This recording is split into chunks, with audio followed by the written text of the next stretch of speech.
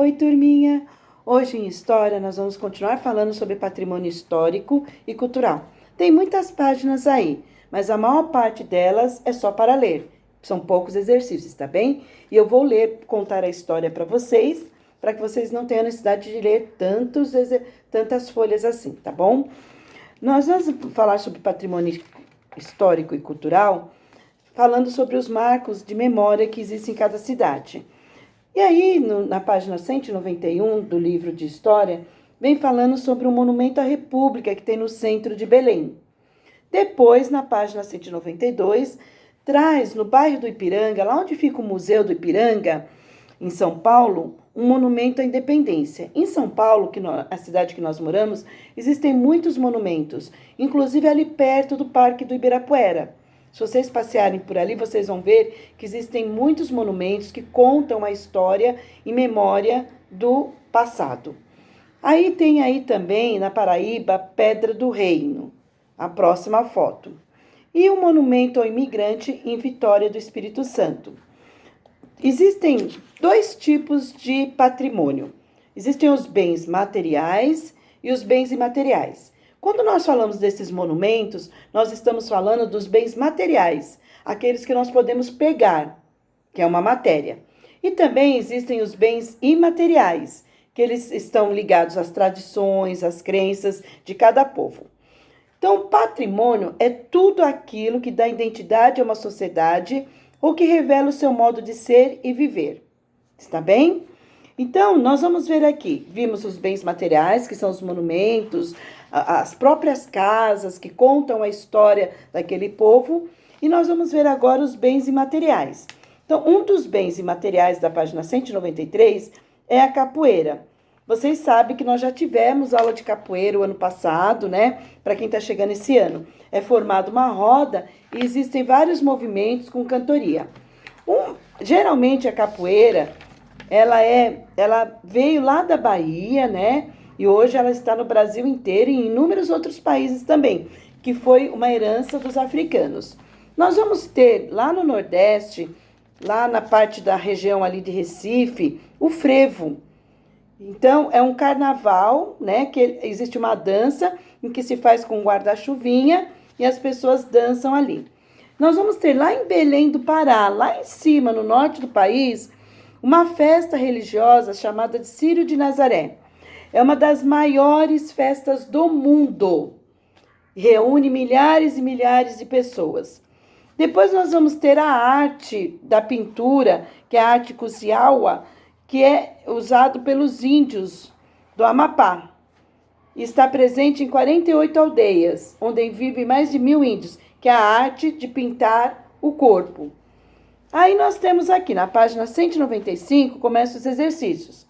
Observe alguns exemplos abaixo. São duas imagens. Minas Gerais tem várias cidades que são cidades históricas, eles estão apresentando aqui Tiradentes, que é uma das cidades de Minas Gerais, e a outra no Rio de Janeiro, que é Paraty, que fica aqui depois de Ubatuba, em São Paulo. A partir das imagens, você pode observar que o estilo de arquitetura nessas cidades é bem diferente do estilo das construções dos dias atuais. E é por isso que essas cidades devem ser preservadas. Agora é com você, número 1. De que forma podemos zelar pela manutenção dos bens materiais da nossa cultura? Então, nós estamos falando aí de monumentos, de casas, daquilo que a gente pode pegar. Como que a gente pode preservar isso? Tá? Número 2, na página 196. Observe as imagens a seguir e pinte os círculos de amarelo ou vermelho, conforme a legenda. Bens materiais, de vermelho, e bens imateriais, que a gente não pega, de amarelo. Então, olha só. Festival de Parintins, em Manaus, ele é um bem que é material, um monumento, ou ele é uma tradição? Se for um monumento ou uma casa, é de vermelho. Se for uma tradição, é de amarelo. Aí tem o desfile de carnaval no Rio de Janeiro. É uma tradição ou é um monumento? E pinta lá. Objetos expostos no Museu de Imigração em São Paulo. Então, são objetos relacionados também a esses monumentos, a coisas que nós podemos pegar. Carta ou documento histórico de uma cidade ou de um país. Esse é um bem material ou imaterial? Eu posso pegar ou não posso pegar? Página 197, número 3. Você sabia que em Recife há uma rua muito famosa? Chama-se Rua do Bom Jesus. O Danilo deve conhecer essa rua, porque ele está sempre lá em Recife visitando os parentes. Essa rua já teve vários nomes. Primeiro ela chamou Rua do Bode, acreditem? Depois passou a chamar Rua dos Judeus. E depois Rua da Cruz. E depois recebeu o nome de Bom Jesus. E aqui tem uma foto de 1870 dessa rua e uma foto atual de 2013. Letra A. Como você descreveria as construções dessa rua? Letra B. Podemos dizer que a Rua do Bom Jesus é um marco de memória? Explique. Página 198. Preservar é manter viva a história. Então, aí tem um texto falando sobre a importância da preservação do patrimônio. É um texto pequenininho, esse vocês podem ler, né?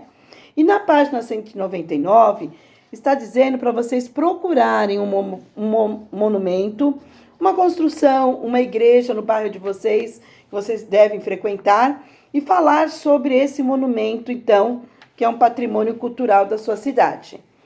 Depois, na página 200, é uma revisão sobre o que nós já vimos. E vem falando de uma cidade específica, que é Salvador.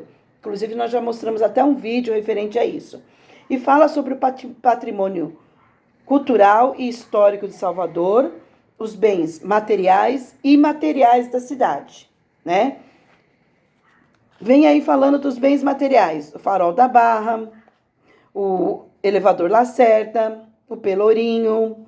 E depois, olha aí os bens imateriais, que vem aqui o trio elétrico, as baianas, a capoeira. Está também mostrando a paisagem da cidade. E daí, qual é a proposta? O que esses registros podem nos dizer sobre a cidade de Salvador? Observe-os com atenção e conte um pouquinho sobre a história dessa antiga cidade. Não precisa pesquisar, vocês só olhando essas figuras, vocês vão poder falar um pouquinho do que vocês entendem, mesmo quem nunca foi para Salvador. Eu, particularmente, amo Salvador. Uma vez por ano eu vou para Salvador. Mas para quem nunca foi, só olhando as imagens, já tem uma ideia de como é essa cidade. Se ela é uma cidade de praia, se ela tem patrimônio histórico e cultural, e daí vocês escrevam aqui.